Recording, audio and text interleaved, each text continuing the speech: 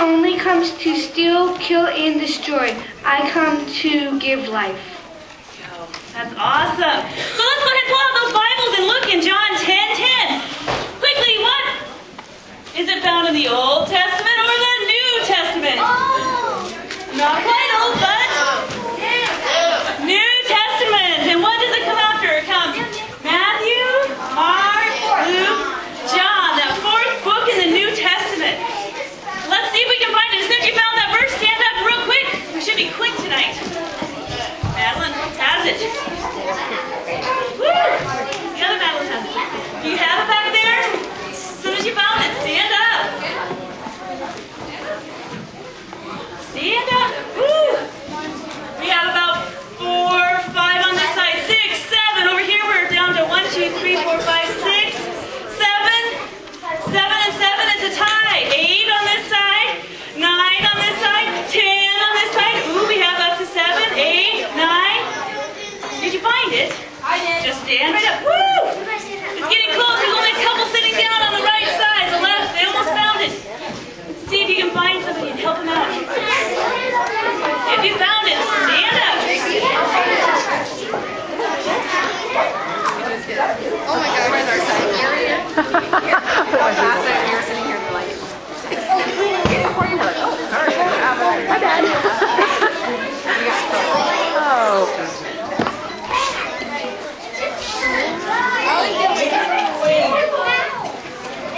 Got it? A new person. Woo! He's finding it. This race, how do we know that we're a part of it? Because we're alive, we're breathing. And yesterday we even talked about how God's like our coach. He'll direct us where we need to go.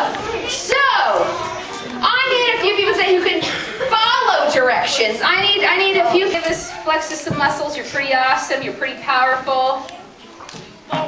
Flex. Are you flexing? Are you flexing? Awesome. Good job. You're pretty good Jesus there. I like that. Okay, so in Matthew chapter 14, it's a story about Jesus and his disciples. And Jesus and the disciples Jesus had just been talking all day. He'd been talking to a bunch of people, way more people than what's in this room. And those people become very tired and hungry. And I don't know if you guys have heard this story before, but Jesus actually performs a miracle. And he turns, do you know what it is?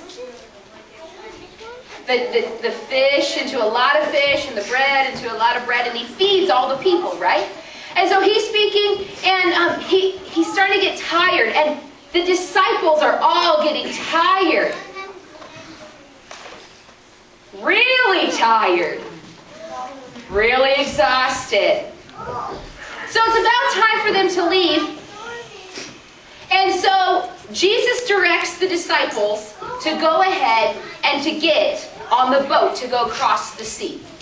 Get on the boat. Oh, good job, Jesus. Way to take command. I like it. Move it on out. Climb into the boat. Not the water, the boat. Step back. There you go. Oh, it's a lovely boat. And so the disciples get inside the boat, and Jesus decides to climb to the top of a big hill, and he just needs some time to talk to his God. To talk to God, his Father. And so he climbs to the top of the hill. Oh, there you go. That was great. And he kneels down and he begins to pray. Oh, you're awesome. You're really awesome. Okay, but here's what happens. So the disciples are out, and the boat is floating on the water, and the boat's rocking back and forth, and back and forth. One of the disciples needs to rock back and forth. Oh, that's great. Don't get seasick. Do any of you get seasick? Awesome. High five, Jesus. All right. Awesome. And so it's rocking back and forth, and all of a sudden, and the wind begins to blow.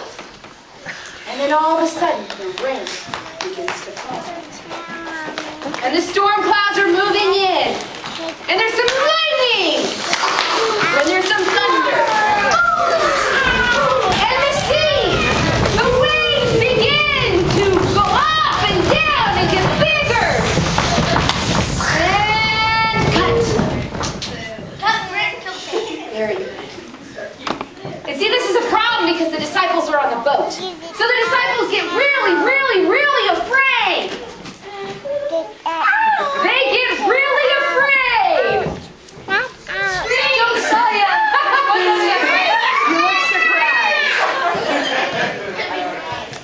Excuse me, you live on the east side. Those of us from the west side, a little rain never hurt anything. Even barbecues, picnics, 4th of July, we're used to it.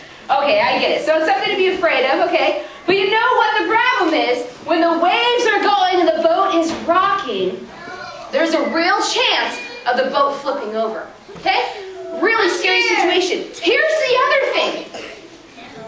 Back then, they didn't have electricity, they didn't have batteries, so their boat is pretty dark, and they really can't see much.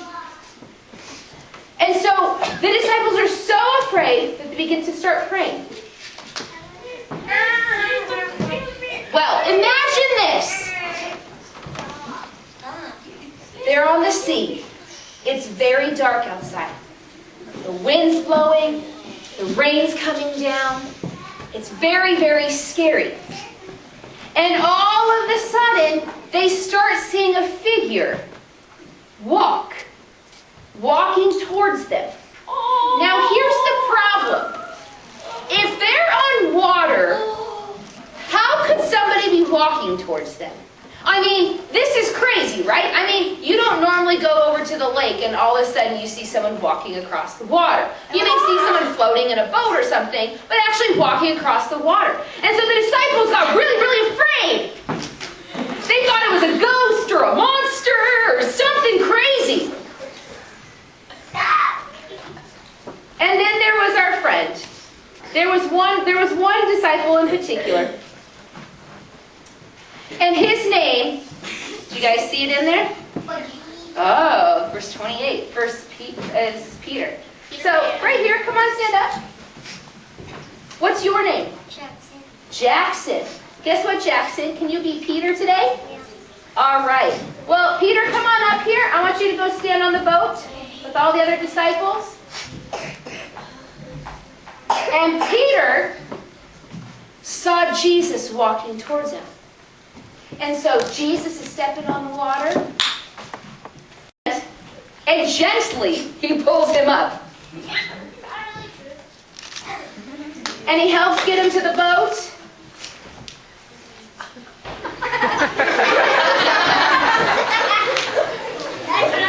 Yes, I am sure that Jesus picked up Peter and put him into the boat. That was amazing. You are strong and awesome, aren't you? Why don't you crawl in the boat too? And Jesus went with them. And you know what? Even though the sea was rolling and it was scary, you know what? Jesus had saved them. And they got to the other side. And they were able to get off the boat and get to their spot. And they were able to rest for that night. All right, well, give all